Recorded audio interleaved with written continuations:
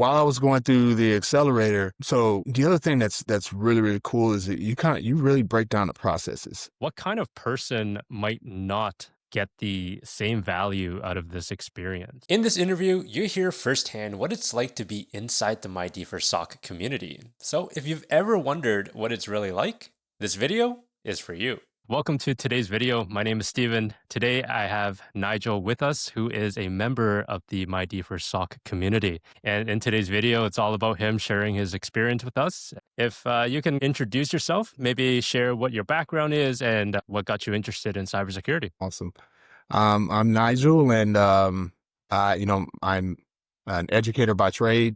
I've been in education for the past like 15 years, and it's been the world to me. And I really love engaging with the youth, and from there, I just got into cybersecurity and started gaining some interest. Was it always cybersecurity, or is that something that you thought about later on? It was something a lot later. I found the world of cyber a lot later in life. While I was in education, I felt like I wanted to pivot and change to something else, something that that I could kind of gravitate to and find some interest in. I spent a couple of years like trying to search and find what that thing actually was or is, and like just through family, through friends, and just kind of doing the research on my own, kind of fell into cybersecurity. And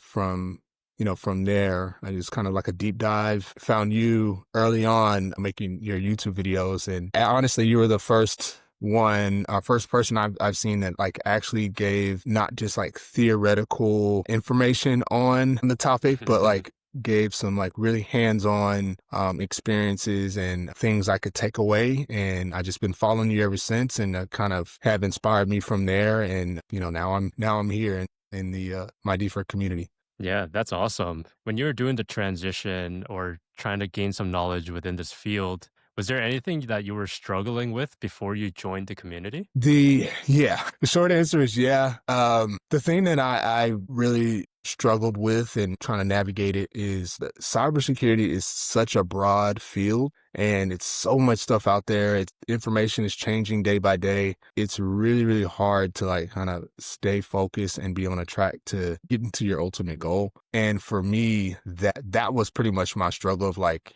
researching, and you might look at videos, you might be on so many different platforms, and there's just so much stuff out there. It was hard for me to like find a track to, okay, I need to do this, this, and this to get here. And it's just more so like just pulling stuff out of the air and just trying to figure out what fits. Right. And so Yeah. from there, that was my main struggle with just the wealth of information and being able to synthesize it and use it to my best advantage. Yeah. There's a ton of free resources out there, and like it's hard to identify, is this the one that I should focus on first, or should I pivot into something else? And yeah, no, 100% agreed there. What made you eventually pull the trigger to join the community? Yeah, I've been studying and gaining certifications for the past couple of years. Just finished up a scholarship program for SANS, and during that time, I've been following you, but way before I started that program. But once it kind of wrapped up and I got my final certification, it was a kind of a no-brainer to me, because I still wanted to stay active, still try to gain knowledge and then work on my skill and work on my craft. It was just kind of just a natural progression to the MyDFIR community for me to just go ahead and pull the trigger and just kind of immerse myself in it to put me in a position where I have something to consistently work towards, to kind of hone in my craft and build my skills. You mentioned SANS certification. Can you share what kind of certs you got? So I was in the cyber immersion group. So I was luckily, I was able to get a scholarship to GFACT, which is like basically foundational cyber certification. Is offered through SANS. And the second certification was the GSEC, and it's kind of equivalent to probably a little bit more hands-on than the Security Plus, but they kind of mirror one another in a way. They have similarities, I should say. And then the last one was the GCIH, which is basically about incident response. So they're merging all those three those certifications together to get you to a point where you can be a incident responder. So That's awesome. that it was tough. It was grueling, but I loved every bit. I loved every minute of it. The professors, they were great, and it was very challenging. I can honestly say that, especially the GCIH was very challenging. Yeah. But I knew it, and I know this is for me because you're able to put in that work and know that it is tough and it's hard, and I'm still here. So I was like, yeah, it's gonna be hard, but I can do this. I can do some of this stuff. Like SAN certifications are not easy. They are very tough. And the fact that you went through 3 of them, that's wow. Great job. Great job. And now you're here. That's Thanks. awesome. Yeah. Can you share a little bit about your experience with the 90-day SOC Accelerator program within the community? Yeah, sure. So I want to say this first. Before you came out with this program, I bought the MyDFIR Academy course, and they're very similar. And I want to say that course is awesome. So in the back of my mind, when I was going through that, the SANS program, I was like, all right, I'm going to come back to that because I did like 50% of it. And I was like, okay, I'm gonna come back to that and kind of finish that up and wrap that up. Once I finished SANS, I saw that, you had the community part, the MyDFIR community has the simulator, the SOC simulator on there. It has the community. And so I was like, I could just continue on to do the course. I have access to that, but the community was a more of a better fit for me because it helped me with the accountability. I can ask questions for you or for whoever else is on the community, and kind of it kind of gives you that structured process in order to go through the learnings and the trainings. I don't feel bad by one bit by having both the course and the community. So ultimately it was, like I said before, it was a no-brainer for me because it kind of added that extra element of structure, of engagement, and just the accountability. I think it was just something that, I ultimately needed, and it's really been helping me so far. For those that are listening, I do have a dedicated SOC course that is hosted on Teachable. And that's the one that Nigel was referencing that he's purchased. And also within the community, I have a 90-day SOC Accelerator program, which is essentially the same thing as the course, but it's broken down into daily actions, I guess. And throughout the 90 days, the objective is to go through all of that and come out an amazing analyst. You also mentioned a SOC simulator, and within the community, we do have access to Microsoft or Azure Sentinel and Splunk Enterprise. So all of the members there, they have the opportunity to get hands-on experience with these enterprise tools and then really get a chance to start investigating and putting on your SOC analyst hat to start crafting up some reports. And I've actually saw your investigative template, which is like your process that you created. That's pretty awesome. Do you mind sharing just a little bit about that? While I was going through the accelerator, so the other thing that's really, really cool is that you really break down the processes. And it's like, in terms of like your mindset, what you should be thinking about, what you should be looking for. And that is like just a key element. And I think you call it the art of investigation. That's really the part that's like the nuts and bolts of everything. It's just like your thought process. It's so much stuff. So I was like, let me use ChatGPT and try to see if I can like come up with a Google Sheet or Google Doc to kind of like condense all of the information, the frameworks, and put it in like one searchable place that I can, have access to it and kind of keep myself focused of like, all right, what is the next question I should be asking? Or what should I be thinking about? What should I be looking at in order to like kind of just drive my process through the investigation? So I think that I'm still tweaking it. Of course, it's not perfect, but it's something that I have something there to kind of go by. And like, if I get stuck, I can, all right, let me go to my template and see where should I be right here, right now. That's so cool because I always talk about investigative methodology and try to build up your own methodology there. And that's exactly what you're doing. And I do highly encourage folks to utilize AI to their advantage, to summarize some things and obviously validate, but summarize that stuff and then help build up your own kind of methodology and or template in this case. Now, this leads me into the next question, which is how has your confidence or mindset changed since joining the community?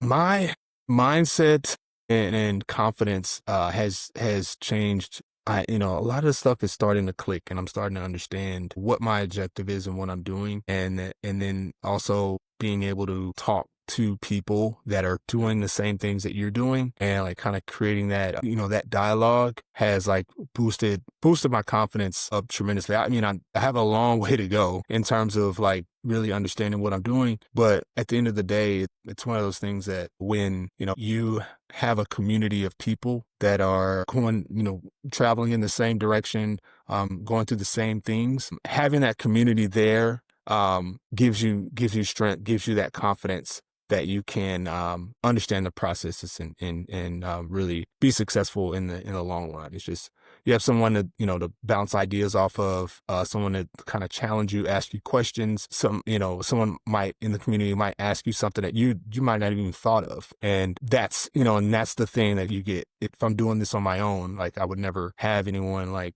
ask a really insightful question to kind of make me think about my processes and what I'm doing. Yeah, and you mentioned about talking with others and also confidence building. Those that are listening in the community, we have what are called weekly hangouts and also monthly meetings that, we just jump on the call and we start talking to each other. There's also an opportunity for the members to present a topic of their choice. And Nigel actually put his hand up and presented a topic about Rita, which is pretty cool. It's a network analyzer and it's a tool that I haven't even used before. So seeing it through his process and how Rita is being used really inspired me to try and spin this up for the community itself. That way, all of the members can start playing around with the tool and start learning some new things when it comes to network analysis. So thank you Yeah, for that, Nigel, for putting your hand up and presenting yeah, and having that opportunity to just come out of our shell in a safe space, just talk and build up that skill. That's incredibly huge. Yeah. Again, yeah. great job. I really don't like doing the stuff in terms of like, getting up speaking. So I was like, it's one of the things I kind of challenged myself and was like, I'll do it. Right. And that's point of like, taking myself out of my comfort zone, and doing the things that I know that I need to do in order to make me a little more successful. And so this space has provided that environment to be able to do that. When it comes to the community, I'm sure you've done some courses like SANS and maybe other courses as well. How does the community compare to that? Now, the courses I've done in the past, they're ultimately they're courses, right? So you have a finite amount of time that you need to get this stuff done. I was in a program to get my Security Plus, so like I needed, you have like 3 months to study. They did have platforms for the community, but you were so stretched thin for Mhm. time that it was a lot harder to make those connections. I think for the my different community, you don't have that stress in terms of, I have this amount of time, I need to get this done by this time and this time. So now I can really try to dig in some of the stuff that I have more interest in than others. I have that space to reach out and ask a question, or set up a chat with someone within the community. The difference is that it's not time based. So you can go as fast as slow as you want, but also you still have space and time to be able to create those connections with people within the community to help build those skills and those relationships. Yeah, absolutely. You did mention, you can take your time, and that is completely true. Although there's a slight caveat when it comes to like the 90-day. It is dripped daily. So that is probably the only locking point where you got to follow a Right. process. But other than that, yeah, like you have a bunch of challenges to tackle. You have sometimes even well, no, I wouldn't say sometimes. You have a monthly capture the flag event that you can tackle. Right. There's also different courses that are available too that I just released for you guys to just go and tackle. I have two more questions for you, Nigel, before we end off this interview. And this one is a little bit tough. What kind of person might not get the same value out of this experience? I would say that a person that would not get the same value out of this type of course would be someone that doesn't really value the community or the teamwork aspect. I think the main thing is just like not wanting to be a team player, not humble enough to know when they don't know something or to admit when they don't know something. Someone that feels reluctant to reach out and ask questions. Someone that is a, I guess, a gatekeeper of information. I think those type of personalities probably wouldn't work out because this is somewhere where everybody's here trying to learn. Everyone is at different levels, and just being able to have that humility, have that have that understanding that like, hey, I was wherever this person is, I was there once, and I do what I can to help that person reach their goal. I agree with you. Not everybody has the answers. I myself don't know everything, and I make that a point. Right. I send you guys a private DM saying that, hey, I'm here to learn something new from you. But absolutely, anybody Nice. that's collaborative, you'll have a lot of fun in this community. Don't get me wrong, if you're an introvert, you're shy, you'll still get a lot of value, but you'll get even more value by participating and chiming in and all that stuff. It's a very inviting community to warrant the engagement. I didn't feel reluctant to engage or share. I think it's created in a way that it kind of cultivates that. Also, I was going to say about like learning as an educator. That's one thing I learned early on, like as a teacher, is I can learn from anybody. And I always took that as like I can learn from my students. My students might be middle school kids, but I learn from them all the time. And then I think that's what made the classroom successful, because they were like, oh, I'm teaching my teacher something, and me having enough humility to be like, look, I'm learning from you. You guys might, I might teach you guys a lesson or something like that, but I'm learning from you as well. And this is a shared community. We're all learning together, and that's what like cultivates the community and environment. Yeah, it's the different personality and perspective. One Yeah. of our members, John, who I interviewed recently, he was saying he didn't have a lot of input when it came to the investigations that we've done live on a call, but honestly, it's the different perspective. It helps a lot more than one might think. And I always appreciate that because, hey, I mean, you came up, you learned some things on your own that might have been completely different from me and or anybody else from the members. So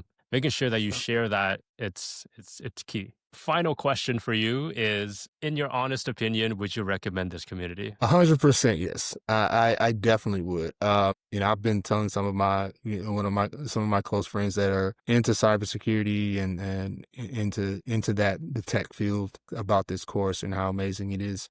I'm literally, when I go on the community to get some work done, I'm like, man, this is such a great thing that that I stumbled upon. It's somewhere where I can go and like I can like constantly get my training. It keeps me structured. It gives me a structured a way of tackling some of the skills and the gaps I may have.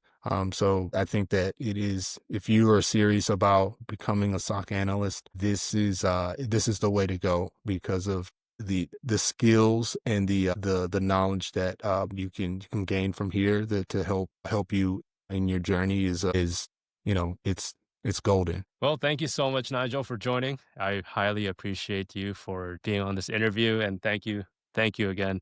I do hope that you do join another presentation and teach us some new tools, and yeah, we'll go from there. Yeah, definitely. I'm chasing around 3 kids, so I try to find time to do it. But yeah, I would love to do so. And thank you as well. I really appreciate all that you've done. It's amazing for me to follow you. I think I've started following you early on in your career, and to see where you've, from then until now, it's like, it's amazing to, where you've come. And man, you were a really a good teacher. I can say that with the highest confidence. You're a really good teacher, and you explain and break things down so well that it's that, and for a topic like this, it's very hard to do. And I'm really thankful for you, and I really appreciate you and all that you've done. If you are someone who is serious about becoming a SOC analyst, but you don't know where to start or how to get real experience, That is exactly why I built the MyDFIR SOC community. Inside, you will get access to the 90-day SOC Accelerator program, weekly mentorship, challenges, and hands-on training with real SIM tools like Microsoft Sentinel and Splunk. You can learn more about the community by clicking on the link in the description or head over to school.com/MyDFIR. Remember to stay curious and do things differently.